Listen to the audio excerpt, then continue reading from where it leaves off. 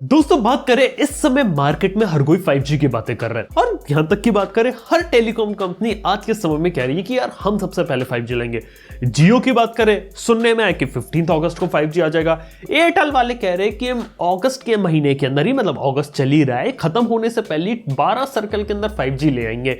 अब इसके पीछे टेलीकॉम मिनिस्ट्री का कहना है यार रुको जरा सब्र करो, सितंबर अक्टूबर के पहले अच्छे तरीके से 5G नहीं आने वाला। अब देखो 5G के बारे में आपको मैं सबसे तरीके से बताने वाला हूं। इस वीडियो में जो कंपैरिजन है ना वो जियो और एयरटेल के बीच में करने वाला हूं, क्योंकि इन दोनों कंपनी ने सबसे ज्यादा पैसा यहाँ लुटा है स्पेक्ट्रम में। हालांकि अगर आपको जानना है कौन से 5G के बैंड्स आने वाले, कंपैटिबिलिटी कैसी होगी, नेटवर्क कैसा होगा, उसके बारे में बहुत ही डिटेल वीडियो बनाया है कि किस तरीके से इंडिया में 5G को देखने को मिलेगा, कौन से स्पेक्ट्रम, कौन से बैंड, सारी डिटेल है। वीडियो का लिंक आई बटन में जाकर देख लेना। उस वीडियो में आपको काफी एक्सक्लूसिव चीजें भी देखने को मिलेंगी जो आपको शायद बाहर देखने को ना मिले। लेकिन सबसे पहले अब मैं बात करने वाला हूं यहाँ पे जियो और एयरटेल की। लेकिन इनकी 5G की कहानी सुनने से पहले एक बार इनकी 4G की कहानी जान लेते हैं। और ये कहानी 2022 में नहीं 2012 यानी कि आज से 10 साल पहले शुरू होती है, क्योंकि 2012 ही एक ऐसा साल था जब इंडिया में 4G आता। यानी कि आप समझ सकते हैं अगर 2012 में 4G आया है, 2022 में 5G आ रहा है, तो 2032 में 6G आएगा। खैर जब यहाँ पे 4G आया था एयरटेल ही उसे सबसे पहले लाई थी। और आप लोगों को मालूम है उस समय उसके प्लान्स क्या थे, 300 रुपए 400 रुपए महीना आपको पे करना पड़ता था और डेटा आपको बिल्कुल ही ना के बराबर देखने को मिलता था। और कहने को तो उस समय इंडिया 4G हो गया था, लेकिन तब भी उस समय ज्यादातर लोग 2G का इंटरनेट, 3G का इंटरनेट ही यूज करते थे, क्योंकि जो 4G था वो काफी ज्यादा यहाँ पे महंगा था। लेकिन फास्ट फॉरवर्ड टू 2016 यानी कि सिर्फ 6 साल पहले की बात करें, उस जमाने में एक ऐसी घटना हुई थी जिसने इंडिया को रातों रात 4G बना दिया। और हम यहाँ पे जियो के 4G रिवॉल्यूशन के बारे में बात कर रहा हूं। लेकिन इसके बारे में एक छोटी सी कहानी है मेरे पास आप लोग को बताने के लिए। वो ये है कि जब जियो यहाँ पे शुरू करने वाला था ना, उस समय इंडिया और दुनिया के बड़े बड़े एक्सपर्ट्स, काफी बड़ी बड़ी कंपनीज ने बोल लिया था ये जियो ना पूरी तरीके से फेल होने वाला है। इसके पीछे का रीजन यही दिया था कि एक तो इंडिया में जो लोग मोबाइल फोन लेना चाहते हैं वो ले चुके, अब उनको दूसरे नंबर की जरूरत है नहीं। दूसरी चीज, आप यहाँ पे 4G नेटवर्क का यूज कर रहे हो, आपके पास 2G 3G तो है ही नहीं, आप यहाँ पे चलोगे कैसे, कॉलिंग कैसे प्रोवाइड करोगे, VoLT कॉल्स। उस समय दुनिया के किसी भी देश में कंप्लीटली 100% तरीके से VoLT कॉल्स का इंप्लीमेंटेशन भी नहीं हुआ था, लेकिन जियो वाले इसी चीज पे बैट कर रहे थे। और जहां पूरी दुनिया सोच कर बैठी थी कि यहां पे जियो फेल हो जाएगा, कुछ नहीं कर पाएगा, और उसके बाद उसने करके दिखा दिया। और आपको मालूम है कि आने वाला फ्यूचर क्या है, कौन नंबर 1 है कौन नंबर 2 है, ये बताने की तो जरूरत है नहीं।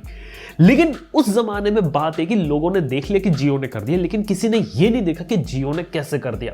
और ये जियो की सबसे बड़ी स्ट्रेंथ है जो उसे 5G के अंदर भी एक एडवांटेज प्रोवाइड कर रही है। सबसे पहली चीज, उस समय जब 4G का ऑक्शन हुआ था उसके बाद उसने कंपनी एक्वायर कर ली थी, जिसके कारण उसके पास पूरे इंडिया के अंदर 4G का स्पेक्ट्रम आ गया था। यानी कि पूरे इंडिया में वो 4G सर्विसेज रोल आउट कर सकते हैं। इसके बाद जियो ने क्या किया, अपने रोल आउट से पहले पूरे इंडिया में फाइबराइजेशन किया, अलग अलग जगह टावर सेटअप करे। और अगर आप लोग को ध्यान है तो जियो की जो एंट्री हुई थी 4G की वो पूरे पैन इंडिया हुई थी। ऐसा नहीं हुआ था कि जियो सिर्फ छोटे से शहर से शुरू हो गया जैसे उस समय एयरटेल या दूसरी किसी कंपनी का 4G यहाँ पे शुरू हुआ था, ऐसा बिल्कुल नहीं। जियो ने एक बड़ी सी एंट्री ली, पूरे इंडिया को एक साथ 4G नेटवर्क देके उसने करा। हालांकि शुरुआत में प्रॉब्लम थी, लो को स्पीड नहीं मिलती थी, लेटेंसी की दिक्कत थी, कॉल्स कनेक्ट नहीं होते थे, यार बहुत सारी प्रॉब्लम्स थी यहाँ पे जियो के नेटवर्क में। शुरुआत में फ्री ऑफर में लोगों ने कंप्लेंट नहीं किया, लेकिन अगर मैं पिछले 6 साल की जर्नी देखूं, इंप्रूवमेंट मैंने देखा है किस तरीके से स्पीड्स और कॉल क्वालिटी में इंप्रूवमेंट आपको देखने को मिला है। ये चीज जियो ने काफी अच्छे तरीके से करी थी। लेकिन बात यहाँ पर यह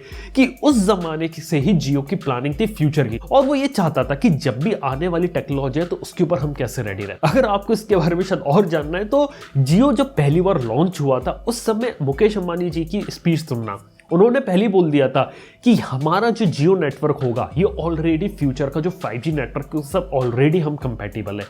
पीछे का रीजन सिंपल था, क्योंकि उन्होंने जो लेगेसी टेक्नोलॉजीज थी 2G 3G उस पर फोकस ना करते हुए जो नई टेक्नोलॉजी उसी पर फोकस किया और आने वाली चीजों पे कर रखा। जबकि एयरटेल जैसी कंपनी पुरानी चीजों को आज भी पकड़ कर बैठी हुई है 2G 3G को, और ये एयरटेल के साथ आगे चल के थोड़ी दिक्कत बन गई। अब बात करते हैं एग्जैक्टली कंपनी इस समय क्या कर रही है, क्योंकि पिछले 6 साल में एयरटेल ने भी अपने नेटवर्क को ऑप्टिमाइज किया है, स्पीड्स भी वो ज्यादा प्रोवाइड कर रहे हैं और सर्विसेज भी यहाँ पे ज्यादा दे रहे हैं। ये बात है यहाँ पे एयरटेल के साथ भी।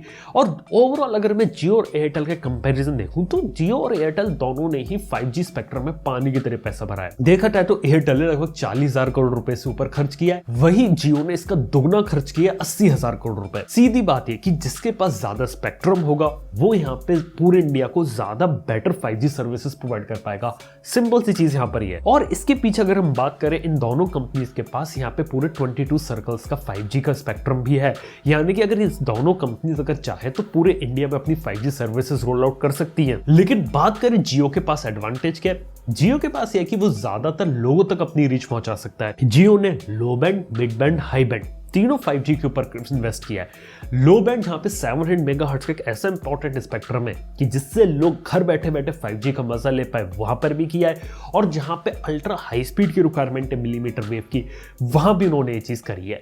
अब इसको वो पूरे इंडिया में धीरे धीरे डिप्लॉय करेंगे। वही बात करें एयरटेल की, तो एयरटेल की 5G की कहानी शुरुआत से थी। शुरुआत से एयरटेल हमेशा देखा तो एडवर्टाइजमेंट करने को लगा हुआ है कि किस तरीके से बेटर 5G सर्विसेज प्रोवाइड कर सकता है। अगर आप लोगों को नहीं मालूम तो उसने हैदराबाद के अंदर एक टेस्टिंग सेंटर के अंदर लोगों को डेमो देना शुरू कर दिया था कि 5G कैसा होगा, कैसे आप मूवीज डाउनलोड कर पाएंगे, कैसी स्पीड देखने को मिलेंगी, वो यहां तक कि क्लाउड गेमिंग कैसे करेंगे, वो चीज उन्होंने यहां पे दिखाई थी। अभी कुछ ही महीने पहले एक इवेंट उन्होंने कराया था जहां पे डेमोन्स्ट्रेशन दिया था कि कैसे AR और VR टेक्नोलॉजीज यहां पे आपको देखने को मिलेगी, कैसे 5G आपकी एक लाइफ चेंजिंग एक्सपीरियंस प्रोवाइड कर सकता है। लेकिन बात यहां पर है कि एयरटेल इतनी सारी चीजें कर पा रहा है क्योंकि उसके पास यहां पे पार्टनर। एयरटेल ने खुद ने टेक्नोलॉजी नहीं बनाई, एयरटेल ने टेक्नोलॉजी यहां पे ली है एरिक्सन, नोकिया, सैमसंग से, जो उसकी हेल्प कर रहे हैं 5G इंफ्रास्ट्रक्चर और इस टाइप की चीजें प्रोवाइड करने में।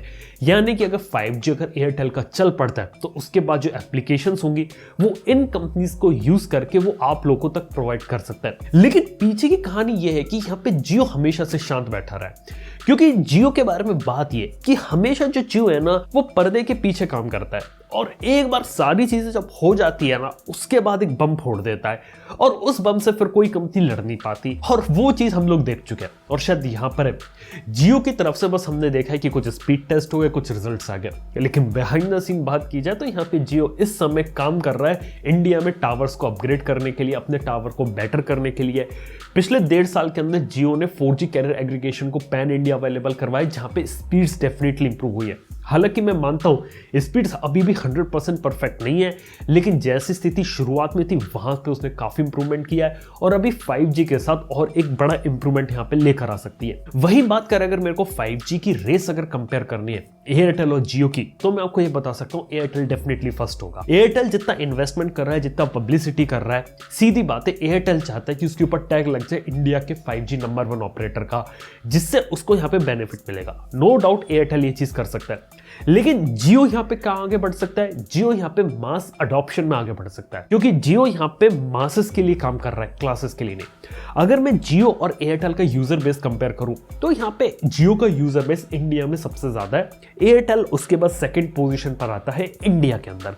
लेकिन जो एवरेज रेवेन्यू पर यूजर है वो यहाँ पे जियो का कम है, एयरटेल का ज्यादा है। एयरटेल के जो कस्टमर्स है वो ज्यादा पैसा देते हैं एयरटेल को, बदले में शायद कुछ सर्विसेज आपको बेटर देखने को मिलती है, कुछ फीचर्स ज्यादा देखने को मिलते हैं, कुछ स्पीड ज्यादा देखने को मिलती है। वही जियो जो है वो मास मार्केट को टारगेट करता है, जहां पे उसको पैसा तो कम मिलता है लेकिन उसे रीच जबरदस्त मिलती है। और जियो के साथ एक चीज है कि जब भी वो कोई मार्केट में चीज लाते हैं उसकी डिमांड वहां पे बहुत ज्यादा रहती है, और ये चीज एयरटेल के साथ नहीं है।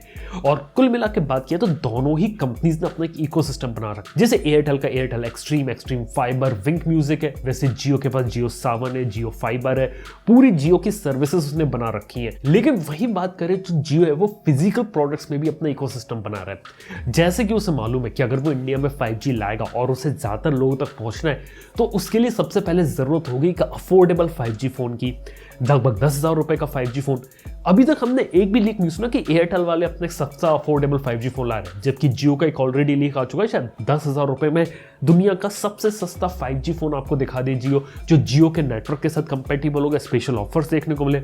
इस टाइप की चीजें तब आ सकती है जब जियो अपना 5G नेटवर्क लेके आ रहा हो, और जो लोग 5G पे स्विच करना चाहते हैं उन लोगों के लिए अच्छा डिवाइस यहाँ पे हो सकता है। और हो सकता है कि ये देख के बाकी कंपनीज भी अपने सस्ते डिवाइसेस निकाले। यस, आप लोगों ने यहाँ पे एयरटेल का VR एक्सपीरियंस, ये कुछ चीजें यहाँ पर देखी हैं, लेकिन क्या आप लोगों ने कभी जियो के जियो ग्लास के बारे में सुना है? देखो, जियो ग्लास आज से 2 साल पहले उन्होंने अनाउंस किया था, लेकिन मार्केट में चीज आई नहीं। लेकिन अगर आप गूगल पे जियो ग्लास सर्च करेंगे तो उसका जो प्रोजेक्ट है वो आज भी जिंदा है। और आज के समय में कोई डेवलपर अगर जियो ग्लास के लिए एप्लीकेशंस बनाना चाहता है तो वो पॉसिबल है। और जियो ग्लास एक ऐसा प्रोडक्ट है जिसके ऊपर काम चल रहा है और इवन एप्लीकेशंस डेवलप हो रही है। और हो सकता है कि जब 5G फ्यूचर हो उस समय इस प्रोडक्ट को यहाँ लॉन्च किया जाए, कुछ भी कहानी हो सकती है। लेकिन बात की जाए ओवरऑल, दोनों ही कंपनीज लगी हुई है। जहां एयरटेल यहाँ पे थोड़ा सा हायर मार्केट, प्रीमियम मार्केट को टारगेट कर रही है और एक फर्स्ट मूवर एडवांटेज लेने की कोशिश करिए, वही जियो जो है वो मास मार्केट के ऊपर जाने की कोशिश करिए। जियो हर जगह अपने नेटवर्क को पहुंचाना चाहती है, साथ ही साथ रेट्स को कम से कम रखना चाहती है। ये चीज यहां पे जियो के साथ सबसे ज्यादा सही है। देखते हैं जियो इस चीज को यहां पे किस तरीके से अचीव करता है। और एक बात मैं आपको बता सकता हूं, जब इंडिया में 5G आएगा तो प्राइसेस हो सकता है शुरुआत में हो ही ना। मैं अब ये नहीं कह रहा कि बिल्कुल ही फ्री ऑफर देखने को मिले। हो सकता है दोनों कंपनीज ऐसा करे कि शुरुआत में जितने भी 4G यूजर है उनको बोले कि आप फ्री में 5G का मजा ले लो, अभी हम आपसे पैसा नहीं बना रहे। जब पैन इंडिया 5G की रीच हो जाएगी उसके बाद जाके हम आपसे चार्ज करेंगे, उसके बाद प्लान्स लेंगे।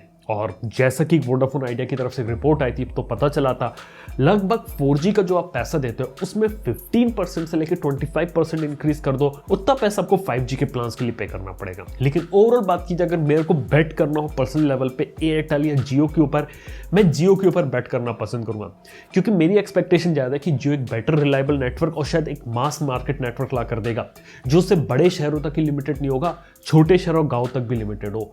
ये चीज यहाँ पे काफी ज्यादा एक्साइटिंग है। ऊपर से बात करें तो जियो के पास एक एडवांटेज ये भी कि वो अपने नेटवर्क को सब्सिडाइज कर सकता है। सबसे ज्यादा स्पेक्ट्रम होने का फायदा यहाँ पर ये भी है कि वो सामने वाली कंपनी जिसके पास स्पेक्ट्रम की कमी पड़ गई, चाहे वो वोडाफोन आइडिया हो, BSNL हो, कोई भी कंपनी हो, उसको अपना नेटवर्क उधार पे दे सकते, कह सकती है कि आप हमें पैसा दो, हम अपना नेटवर्क आपको दे रहे हैं। और इन सब का यूज करके वो अपने प्लान्स को अफोर्डेबल भी बना सकता है।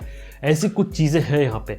तो देखते हैं आने वाले टाइम में क्या रहता है, कौन सी कंपनी कब 5G लाती है। लेकिन हाँ, जो मार्केट में रेस लगी है एयरटेल जियो के 5G की, सोचा उसके बारे में आप लोग को अंदर की कहानी बताता हूँ कि एग्जैक्टली बिहाइंड द सीन यहाँ पे क्या चीजें चल रही हैं और एग्जैक्टली कौन सी कंपनी पहले ला सकती है और कौन सी कंपनी का मास मार्केट हो सकता है। उम्मीद करते वीडियो आप लोग को पसंद आया होगा।